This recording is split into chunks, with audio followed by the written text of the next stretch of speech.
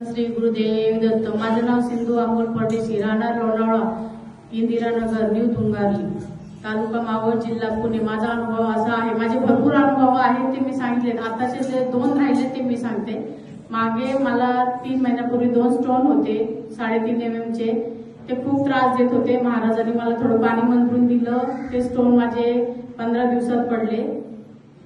आणि दुसरा अनुभव असा आहे की आमचं एक पुत्र पाळलेलं आहे जिमी नावाचं, त्याच्या कानात रक्ताचं पाणी झालं होतं। तर डॉक्टर म्हणाले होते की ऑपरेशन करावं लागेल।